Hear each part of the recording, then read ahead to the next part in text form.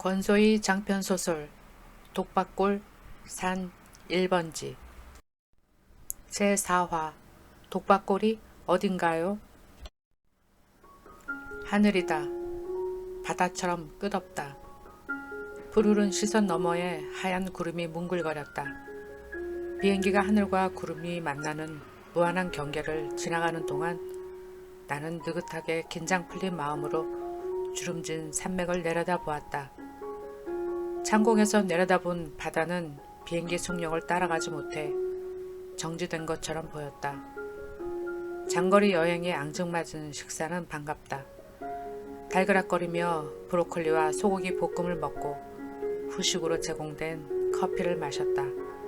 사각 창문으로 내다보이는 구름은 맨발로 뛰놀고 싶은 충동을 느끼게 했다. 엄마가 떠올랐다. 해마다 가을이면 엄마는 솜을 틀어 두툼하게 만든 후 빳빳하게 풀먹인 이불 호청을 무명실로 꿰맸다. 엄마가 메주콩을 쑤어 고추장 된장을 담그면 봄이 왔음을 알았고 엄마는 여름철이 되면 우리보다 장독대를 더 애지중지했다.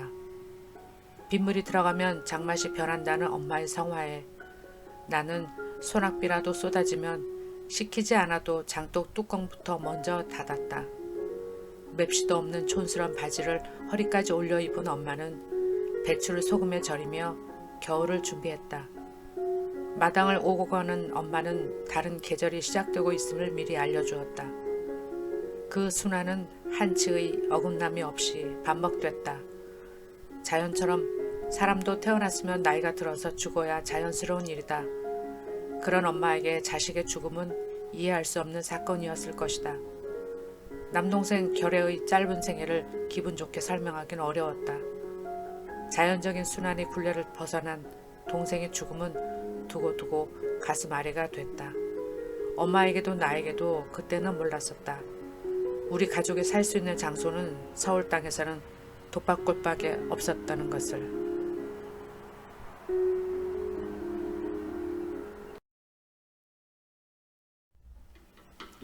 북한산은 바위가 듬성듬성 박혀있어 멀리서 보면 꼭 털 빠진 똥개 등짝 같았다. 갈라진 바위 틈 사이로 노랗게 핀 개나리가 질 무렵에 우리 식구는 독박골로 들어섰다. 엄마, 우리 지금 어디로 가는 거야? 조용히 해. 우리는 이제 외갓집으로 간다. 빨리 타. 졸린 눈을 부비며 나와 결애는 아빠 엄마의 손에 끌려 용달차 뒷칸에 올라탔다. 볼에 스치는 찬바람은 두꺼운 이불 사이를 헤치고 졸린 눈꺼풀을 들어 올렸다. 귓전에 울리는 바람 소리는 너무 요란했고 덜컹덜컹 용달차가 옆구리를 차며 달리는 통에 영 잠을 잘 수가 없었다. 바람은 심술맞게 이불을 펄럭대며 지나가도 결애는 세상 모르고 자고 있었다. 아예 잠자기를 포기한 나는 조각 이불을 들추고 쌩쌩 지나는 거리 풍경을 눈으로 훑었다. 어둠은 옅어지고 푸르스름한 새벽빛이 올라오기 시작했다.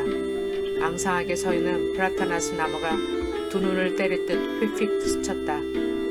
멋다가리 없는 회색 시멘트 벽은 아주 길게 이어졌고 뜨문뜨문 지붕이 번갈아가며 나타났다. 엄마, 아직도 멀었어? 아유, 거진 다 와가.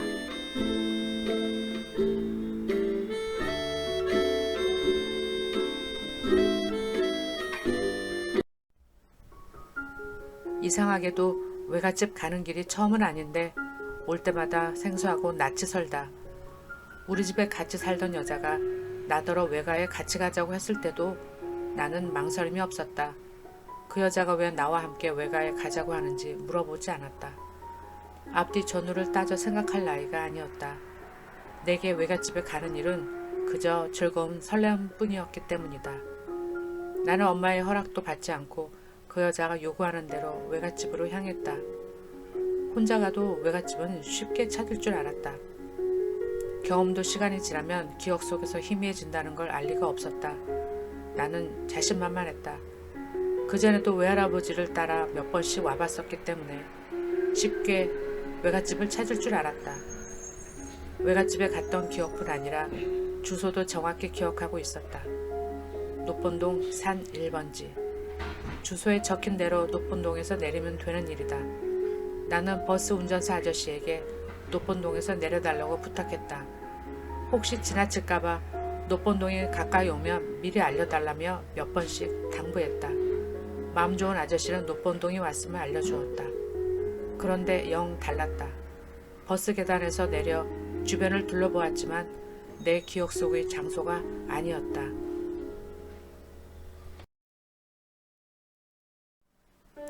이상하다. 이런 분위기가 아니었는데. 노본동 산 1번지. 엄마가 외가에 편지를 붙일 때 편지 겉면에 그렇게 썼었다. 가나다라를 뗀 내가 엄마가 쓴 한글을 모를 리가 없다. 게다가 외갓집에 가는 걸 제일 좋아했던 나는 외갓집 모습을 빠짐없이 기억했다. 눈을 감으면 외갓집 들어가는 입구부터 훤히 펼쳐졌다. 큰 개천을 끼고 걷다 보면 징검돌이 나오고 그 징검돌을 건너 마당에 넓은 집을 끼고 약간 위로 언덕진 곳으로 올라가면 벽을 뚫고 자라는 소나무 한 그루가 보이게 된다. 그 집이 바로 길세진이라는 외할아버지 이름이 새겨진 문패가 걸려있는 외갓집이다. 노본동에서 내리긴 했는데 개천이 보여야 하는데 개천은 어디에도 없었다. 같은 장소를 몇 번이나 돌고 돌았다. 짜증이 났는지 여자는 내게 신경질을 부렸다. 너 여기가 분명 니네 할머니가 사는 동네 맞아? 네. 확실해? 저기 여보세요. 말 좀 물읍시다. 여기 독박골이라는 곳이 어딘가요? 독박골? 그런 이름은 처음 듣는데요. 여자는 한복 자락을 잡아당기며 구멍가게 앞에 철퍼덕 주저앉았다. 나도 같은 장소를 몇 바퀴나 돌았더니 현기증이나 쓰러질 지경이었다. 하지만 엉뚱한 곳으로 안내했다는 미안함에 앉지도 못하고 엉거주춤 서 있었다. 여자는 구슬이 듬성듬성 빠진 구슬백을 열었다. 혹시 날씨가 덥다고 아이스크림이라도 사주려는 건가? 하지만 여자가 핸드백에서 꺼낸 건 돈이 아니라 손수건이었다. 그녀는 자글자글한 손수건을 꺼내 토닥토닥 얼굴에 솟아난 땀을 닦았다. 이미 얼룩덜룩 땀과 화장품으로 뭉쳐진 얼굴은 볼썽 사나웠다. 주소가 분명 노본동 산 1번지라며. 근데 왜 독박골은 어디 있는 거야? 글쎄요, 저도 잘 모르겠어요. 낸들 알겠는가?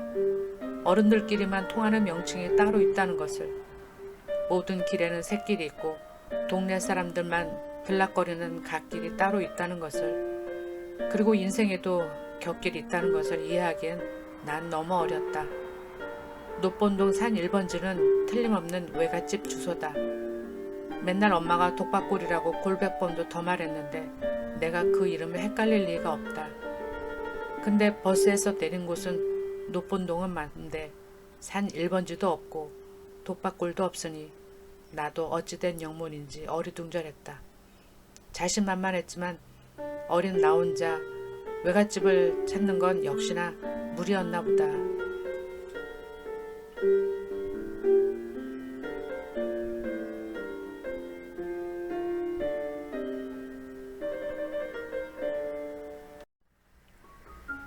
나는 여자와 온종일 헤매다가 터덜터덜 집으로 돌아올 수밖에 없었다. 하지만 그건 천만다행한 일이었다. 만약 그날 내가 외갓댁에 여자를 안내했더라면 상황은 걷잡을 수 없었을 것이다.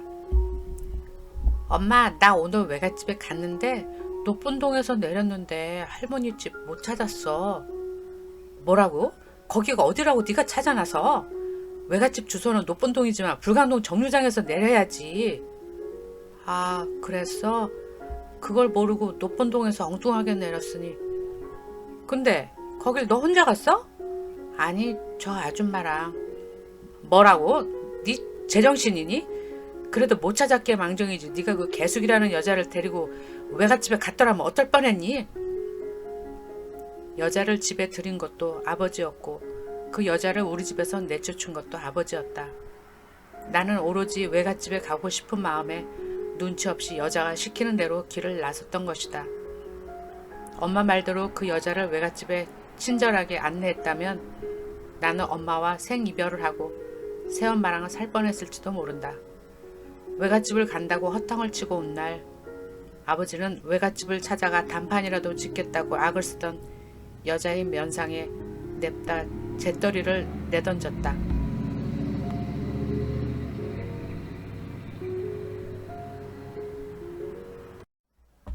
이마를 감싸쥔 여자는 아구구 소리를 지르며 나뒹굴었다. 이마에선 선지처럼 검붉은 피가 뚝뚝 흘렀다. 비명소리를 듣고 몰려온 옆방 사람들은 피를 멈추게 해야 한다고 수건을 갖고 오고 소독약을 찾아 내밀었다. 동네 사람들의 도움으로 응급처치를 하게 된 여자는 하마터면 죽을 뻔했다고 생각했는지 그날 이후로 우리 집 근처에는 얼씬도 하지 않았다. 하루였나? 이틀이었나? 아버지가 다시 집에 들어왔던 건 며칠이 지나서였다. 그만하게 합의가 됐으니 다행이라고 생각하시오. 신세를 지게 됐습니다. 정말 고마우세요. 주인 아저씨 도움이 아니었다면 어찌 됐을지. 뭐 그게 대단한 일이라고. 내 친한 친구가 용산 경찰서에 있었기에 가능한 일이었지. 그런데 부인 있고 자식도 있는 양반이 어찌 한 집에 두 여자를 두게 됐소? 아버지는 책상다리 사이로 두 손을 찔러 박은 채 고개를 푹 수그렸다. 내가 벌을 받을 때보다 더 오랫동안 아버지는 그런 자세로 앉아 있었다. 입을 다문 아버지의 표정은 또다시 재떨이를 집어들 것처럼 무서워 보였다. 겁이 난 나는 슬그머니 밖으로 나갔다. 내가 해봐서 아는데 진심으로 뉘우치는 일은 결코 쉽지 않다. 오히려 상처난 자존심은 뉘우치기는커녕 고집을 부리기 마련이다. 내 예감대로 엄마와 아버지는 이삿짐을 쌌다. 그리고 주인집 아저씨와 옆방에 새들어 살던 이웃과 마지막 인사도 없이 새벽 일찍 용달차에 이삿짐을 꾸려 외가가 있는 독박골로 도망치듯 향했다.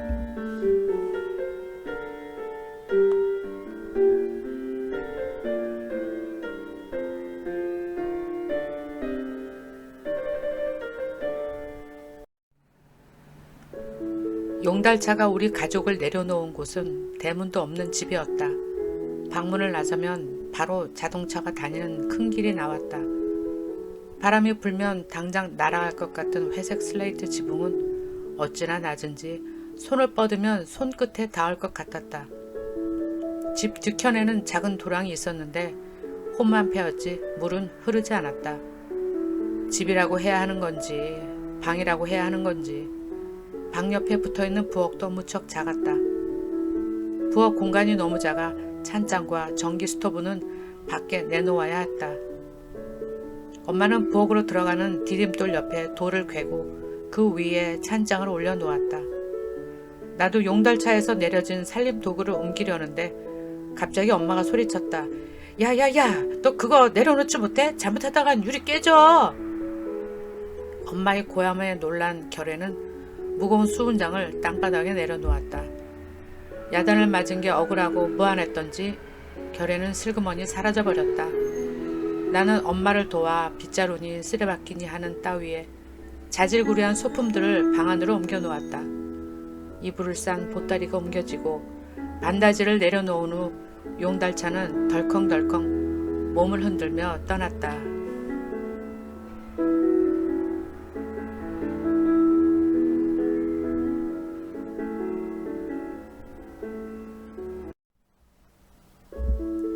며칠 후 나도 학교에 가게 되었다. 이사하고 일주일 만이다.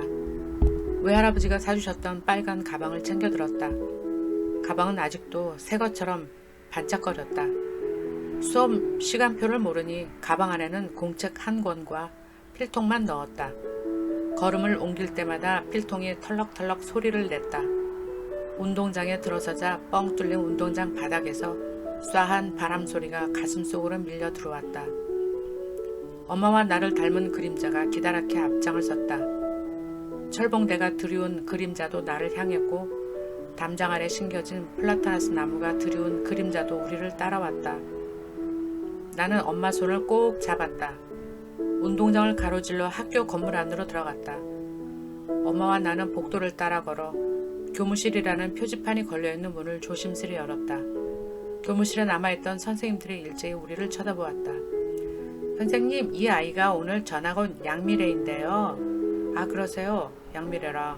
2학년 4반이군. 이쪽으로 오시죠. 남자 선생님은 우리를 복도 끝으로 데리고 갔다. 활짝 문이 열린 복도 끝에는 눈이 부실 정도로 햇살이 가득 몰려 있었다. 김 선생님, 오늘 선생님 반에 새로 전학 온 학생입니다. 네, 알겠습니다. 교감 선생님. 턱이 길쭉한 여자 선생님이 아래턱을 내밀고 웃으며 나와 엄마를 맞이했다. 선생님, 우리 미래를 잘 부탁합니다.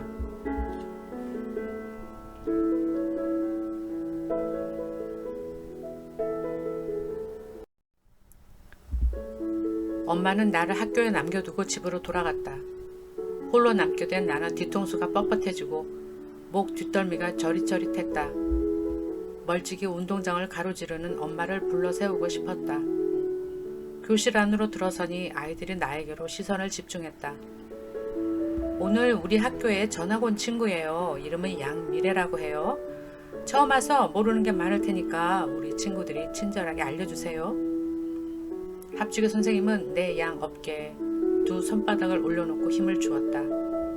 왜 선생님이 내 어깨에 손을 얹고 힘을 주었는지는 모르겠다. 미묘한 압력은 별로 유쾌하지 않았다. 선생님이 가리키는 곳에 앉았다. 맨 뒷자리였다. 다음 주에 자리 배정을 해준다고 했지만 난 3학년 올라갈 때까지 사물함 옆에 놓인 책상에 짝꿍 없이 혼자 앉았다. 쉬는 시간이 2번 지났다.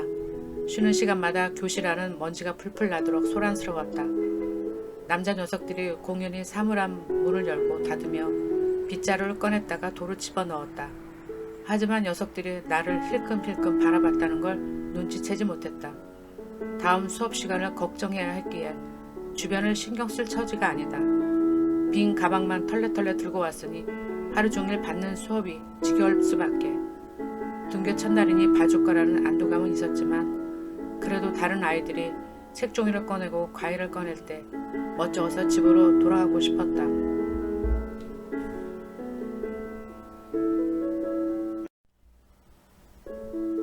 넌 어디 사니? 3교시가 되자 앞자리에 앉은 진숙이라는 애가 내게 말을 걸었다. 저기 독박골. 진숙이는 그 이상 내게 말을 걸지 않았다. 난 독박골에 사는 아이라는 말이 무엇을 의미하는지 그때는 몰랐다. 내가 독박골에 산다는 말에 반응을 보였던 건 주전자에서 물을 따라 마시던 남자애였다. 나도 독박골에 살아. 내 이름은 찬우야. 그래, 반갑다. 가뜩이나 낯설어 얼이 빠졌는데 같은 동네에 사는 아이를 만나게 되어 무척 반가웠다. 다행히도 이 괴이한 분위기는 다시 경험하지 않아도 되었다. 나는 아예 독박골에 뿌리를 내려 산이 되고 가을이 되며 개천이 되었기 때문이다. 독박골에서 학교까지 거리는 꽤 멀었다. 독박골에 사는 아이들은 모두 고개를 넘어 학교에 가야 했다. 아침 시간이면 동네 아이들이 죄다 개미떼처럼 줄지어 고개를 넘어갔다. 북한산 계곡 아래 포도밭 너머에 사는 찬우도 외갓집 옆집에 사는 병찬이도 마침마다 개울을 지나 고개를 넘었다. 아름아름 알게 된 친구들과 넘는 고개는 그저 땅일 뿐이었다. 가파르다고 느꼈던 건 불평을 입에 달고 살던 어른들 뿐이었다.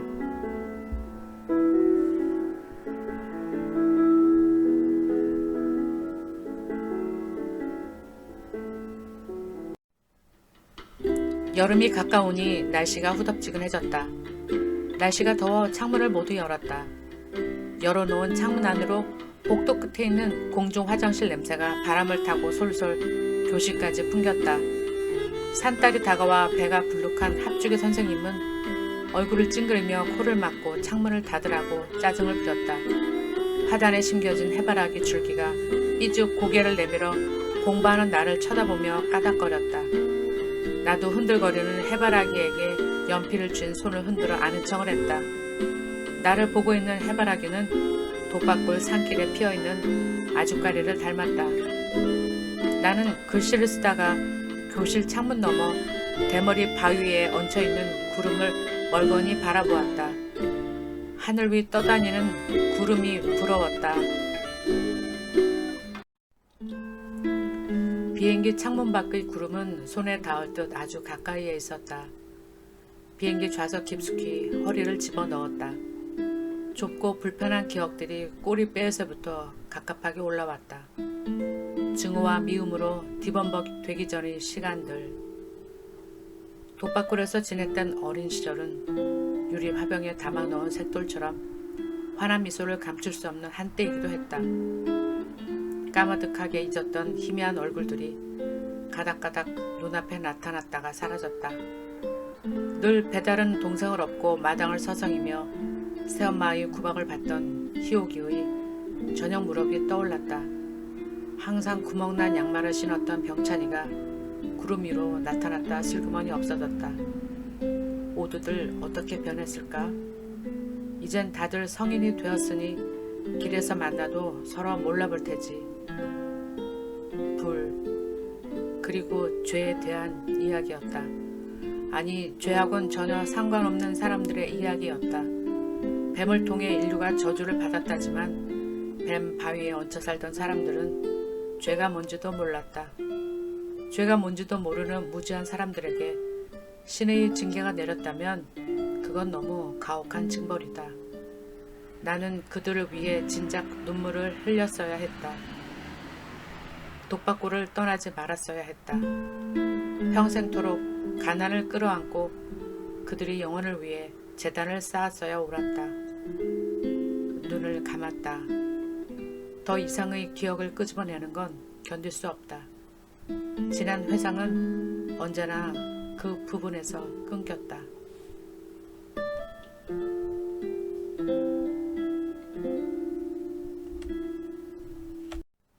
다음은 제5화 요셉이 업은 마리아가 이어집니다.